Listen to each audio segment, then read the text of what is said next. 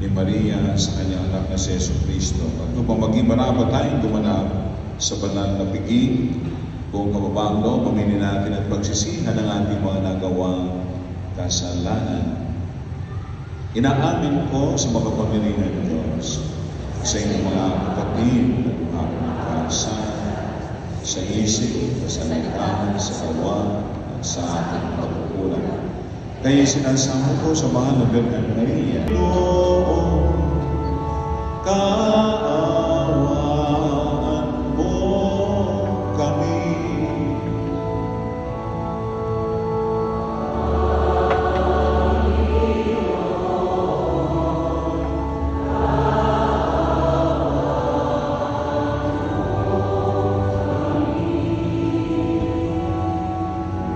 Kristo, kaawaan mo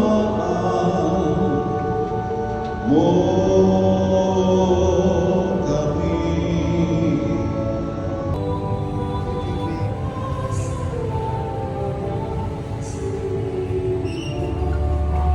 Natanggap ng iba yung kapayapaan sa kapistahan ng pagsilang ni Mariang Ina ng Kanan, sa pamamagitan ni Jesucristo kasama ng Espiritu Santo magpasawalang hanggan. Amen.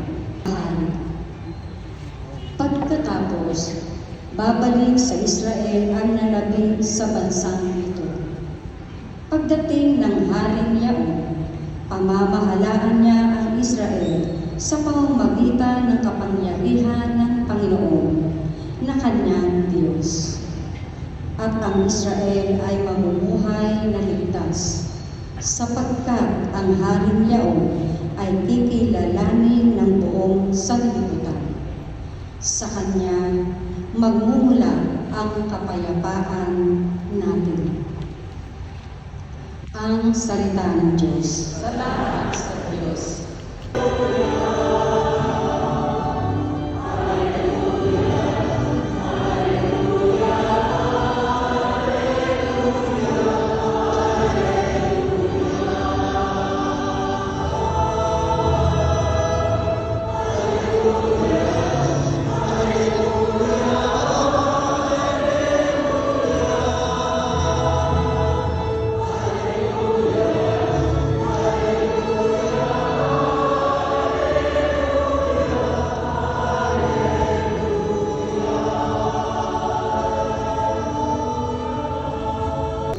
ng Panginoon. Sabi nito sa kanya, Jose, anak ni David, huwag kang matakot na tuluyang makasalan si Maria sapagkat siya'y naglihi sa pamamagitan ng Espiritu Santo. Manganganak siya ng isang lalaki at ito'y papangalan mong Jesus sapagkat siya ang magliligtas sa kanyang bayan sa kanilang mga kasalanan. Nangyari ang lahat na ito upang matupad ang sinabi ng Panginoon sa pamamagitan ng propeta. Maglilihi ang isang dalaga at manganganak ng isang lalaki at tatawagin itong Emmanuel. Ang kahulugay, kasama natin ang Diyos. Ang mabuting balita ng Panginoon.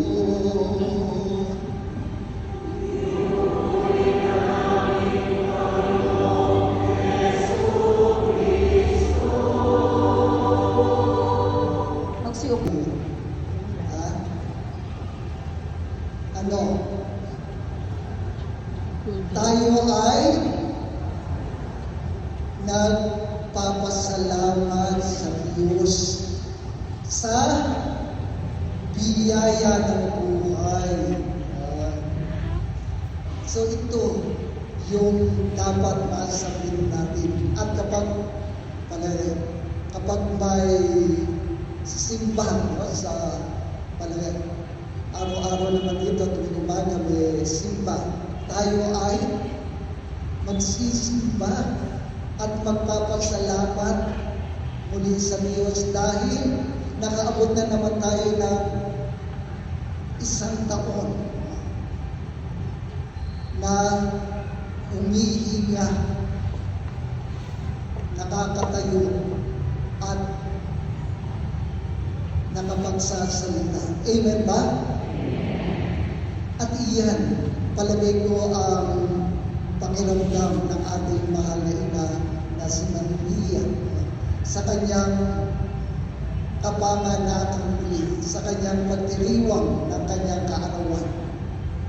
At ito ay nagpapahayag ng pasasalamat kung narinig natin yung salmo, no, na magalang sa harapan ng Diyos sapagkat siya'y hinirang na magiging ina ng ating tagapagligtas. At siya rin ang hinirang na ina ng Santa Iglesia, ina ng sangkatauhan,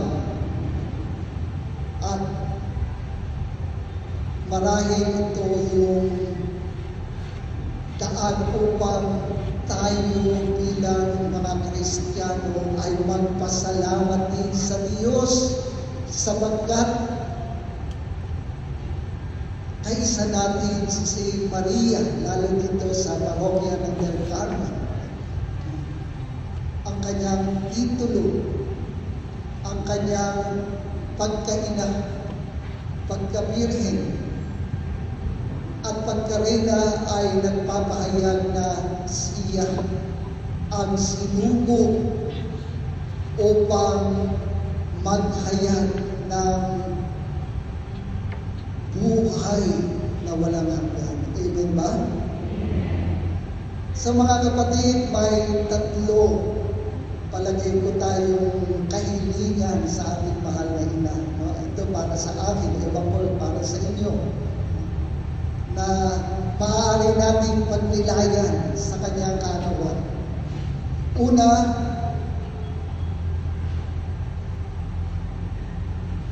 turuan nawa tayo na pagmamahal sa Diyos.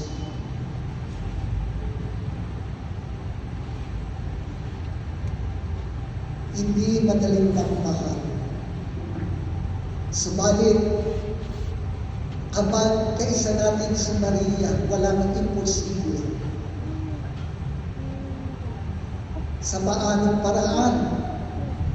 Una, marahil maraming mga pangyayari nagaganap sa ating kapaligiran. At ito yung tukso. Ito yung pang-aakit ng demonyo na tayo ay malayo sa Diyos. Subalit hindi papayagan yan ng ating mahal na ina na si Maria, sapagkat alam niya na tayo ay may wagas na pananampalataya, may wagas tayong pananalig sa Diyos. At ito ang, sabi nga, magsisilbing angkla natin upang hindi tayo masira sa ating relasyon sa Diyos. At iyan yung nais ng Panginoon para sa ating lahat. Sa tulong ni Maria na ating ina, nawa siya ang maging tagapamagitan ng mga biyaya ng Diyos. At hilingin natin sa misa nito sa tulong ng mahal na Birhen del Carmen na turuan niya tayong maging bukas loob upang sa ngayon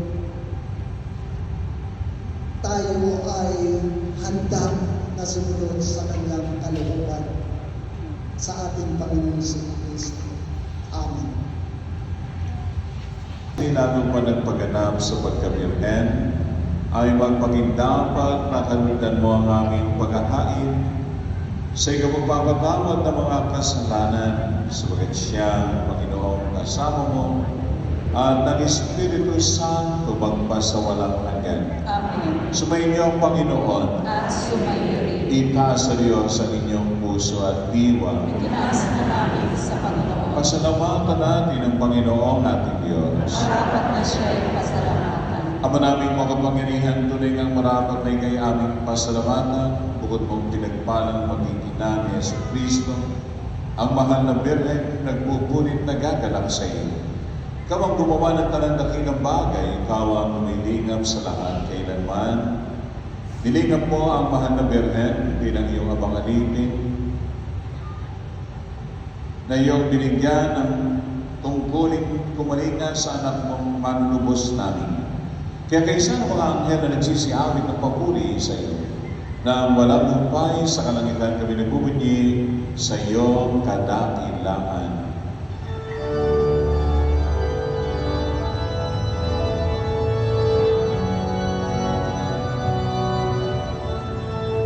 Aking kapayapaan binibigay ko sa inyo. Lord, pagyan mo ang aming pananampalataya at huwag ang aming mga pagkakasala. Pagkalooban mo kami ng kapayapaan, kabanalan at pagkakaisa. Ayon sa iyong kalooban kasama ng Espiritu Santo, magpasawalang hanggan. Amen. Ang kapayapaan ng Panginoon ay laging sumainyo. At sumayo rin. Pagbigayan tayo ng kapayapaan sa isa't isa.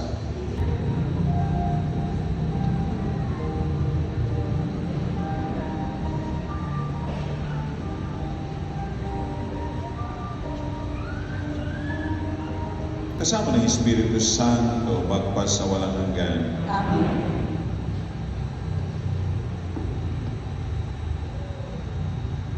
Magsiluhod po. Mother, Mama Mary, palapakan natin sa pangangkin. Sixth, siyempre birthday niya, and then sixth Episcopal coronation anniversary sa ating Panginoon. Gusto ni Ate Malu, makakimbita ng taga-OAR, Order of Augustinian Recollect. Hindi na po nasagot ang pari na ginawa.